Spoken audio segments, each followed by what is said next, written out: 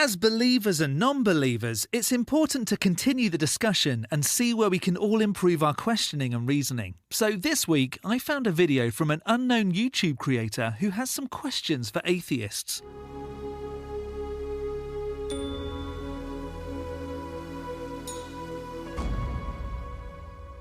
Hello, I'm the Skeptic. I watch videos on YouTube that make extraordinary claims, whether that's flat earth or strange conspiracies, but mostly the claim that a god is real, and then explain why I can't accept their position.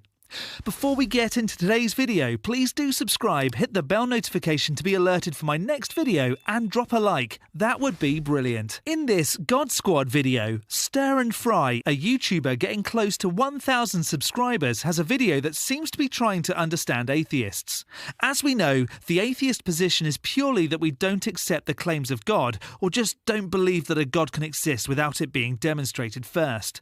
But with a lack of belief come a few more questions that theists can't wrap their head around. If you don't believe in a God, then how did this happen?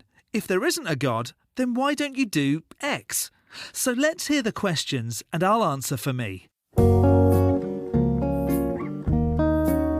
Welcome to Stir and Fry. I've been thinking about 3 questions I'd like to ask atheists, that is, people who don't believe in God.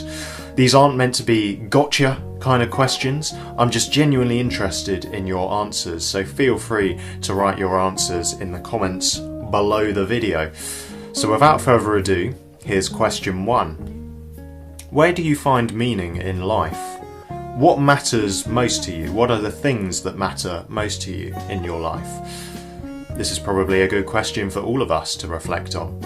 Meaning can vary person to person. Some people want to have big families. Some people want to climb the career ladder. Others focus on health and well-being. Humans are smart creatures. We can build tools. We harnessed fire. We can hunt successfully and cultivate crops so we never go hungry.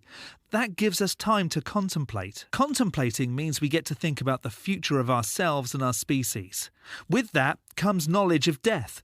We've seen it time and time again, and know it will eventually be our turn. Knowing that we have a finite time means that we should do the best we can with what we have. Since becoming atheist, it's a lot easier for me to live for the moment, not worry about what happens when I'm gone. However, I don't want to be forgotten either. So my meaning is really to be remembered. Maybe that'll be through passing on genes and having a great time with my family, creating memories with them, and doing all I can to provide for them when I finally do die. Helping others where possible so that we can continue as a species for as long as possible. When you don't believe that there is an afterlife, you can very much focus on enjoying the now. Enjoy every moment with the ones you love, as it won't be forever. And that's okay. Constantly worrying about what will happen after you finish your piece of chocolate cake will mean you won't enjoy eating your chocolate cake. And what will happen when I die? The people that love me will miss me, and they will remember me, and that is enough for me. Question 2. Let's get more explicitly theological. If there is a God, what would he have to do to prove his existence to you? I don't know. As yet, I remain unconvinced. But here lies the issue. If a God was all-knowing and all-powerful, it would know what it would take to convince me of its existence and be capable of doing so. So why doesn't it? If I get told that God wants you to figure it out on your own, but then nothing convinces me, is that my fault? No. A God would have everything it needed to convince me. If it couldn't ever convince me, then that would mean it wasn't all-powerful, and likely not even a God at all. If it didn't know what it would take to convince me, then it isn't all-knowing, and therefore not really a God. Perhaps it doesn't want to convince me. If that's the case, it can't get annoyed at me for not being convinced and send me and other non-believers to a hell for its own laziness.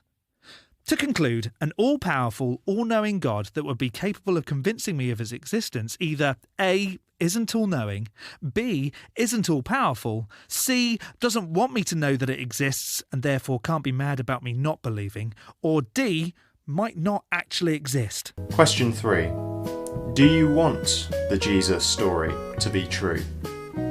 You may know the Jesus story already, you may think you know the Jesus story already, but in essence, Jesus shows us that God demonstrates who he is most clearly, nailed to a piece of wood, bleeding and praying for his enemies, laying down his life for us in order to be with us forever, because he is love.